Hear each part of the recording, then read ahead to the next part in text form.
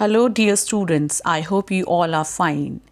Today, I have come up with the video of the poem Dust of Snow by Robert Frost, Class 10th, CBSE Board. This is a very small poem, but it gives you a very good message. We can understand it in no time. So, let's start it. Dust of Snow. सबसे पहले हम इसके title को understand करते हैं. Dust of snow का meaning क्या होता है.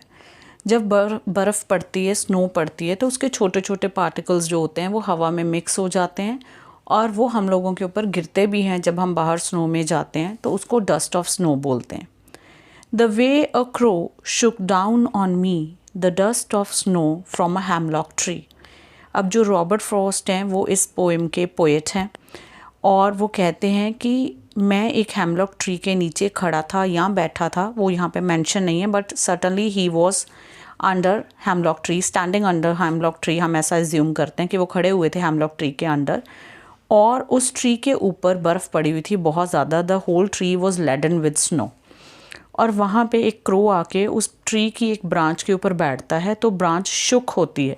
सेकेंड सेंटेंस में वर्ड दिया हुआ है शुक, जो कि शेक वर्ड से बना है. फर्स्ट फॉर्म होती है शेक, सेकंड होती है शुक, थर्ड होती है शेकन. तो वो ब्रांच जो है वो शेक होती है और उसके ऊपर जो बर्फ़ पड़ी है उसके छोटे छोटे पार्टिकल्स पोएट रॉबर्ट फ्रॉस्ट के ऊपर गिर जाते हैं. Has given my heart a change of mood and save some part of a day I had rude.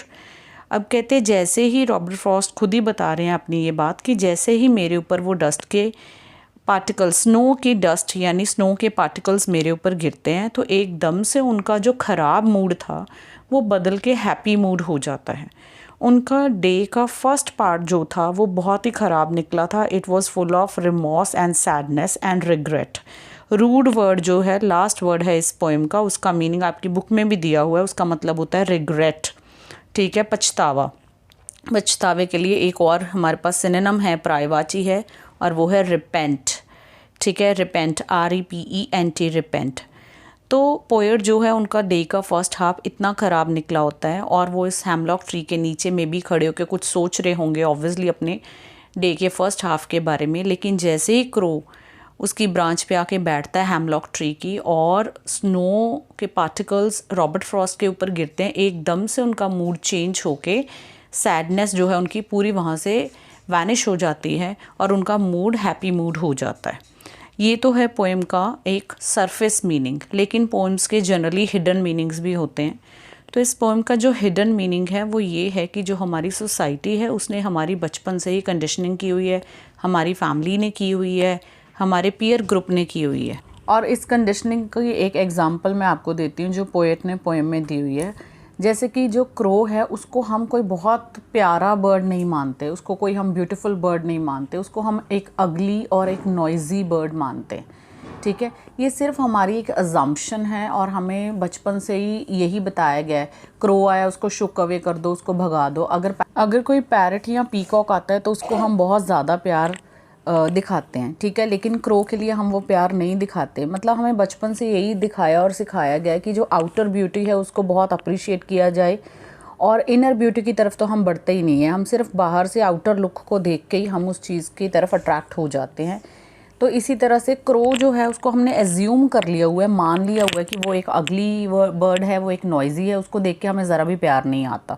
और बहुत ज़्यादा जेट ब्लैक कलर का है तो भी हमें उसके ऊपर ज़्यादा प्यार नहीं आता. लेकिन ये चीज़ हमें सिखाई गई है, हमारे माइंड की कंडीशनिंग की गई है.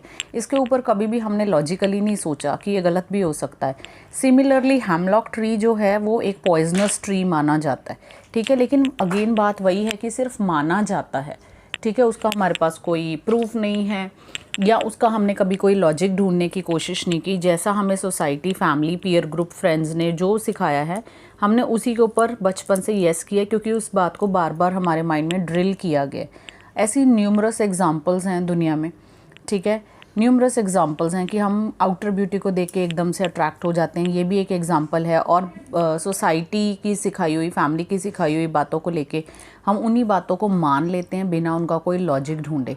लेकिन यहाँ पे इस पोएम में रॉबर्ट फ्रॉस्ट ने इस चीज़ को बताया है कि एक क्रो जिसको कि हम बहुत कोई अच्छा बर्ड या नहीं मानते, उसे अगली नॉइज़ी बर्ड मानते हैं, उसने ही उनका उनका मूड जो है वो एकदम से चेंज कर दिया। और वो बैठे भी हेमलॉक ट्री के नीचे थे, तो हेमलॉक ट्री ने भी उनको कोई हार्म नहीं किया है। तो एक्चुअली इस छोटी सी पोएम के थ्रू रॉबर्ट फ्रॉस्ट हमारी जो थिंकिंग है उसको चेंज करना चाहते हैं, that we should not be very judgemental towards anything. हम किसी चीज़ को किसी भी वजह से टैग ना करें और ना ही उसके लिए जजमेंटल हों, ठीक है। तो ये छोटी सी पोएम ये मैसेज हमें दे रही है। This is all about the poem. आप इसकी राइम स्कीम पोएम की देख सकते हैं।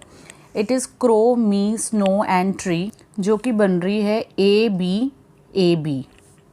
और इस पोएम में एक पोएटिक डिवाइस है एन्जैम्पमेंट। एन्जैम्पमेंट होता है जब पूरी पोएम जो है वो सीक्वेंस में चलती रहती है और किसी भी सेंटेंस के एंड में कोई भी पंक्चुएशन मार्क नहीं होता। जब पोएम ख़त्म हुई है, स्टैंजा फिनिश हुआ है, तो लास्ट में जाके एक फुल स्टॉप आया। It means sudden shift of the sentence, ठीक है। एक सेंटेंस चल रहा है, लिख रहे हैं और लिखते उसे नेक्स्ट लाइन में ले गए हैं और एंड में कोई पंक्चुएशन मार्क नहीं है।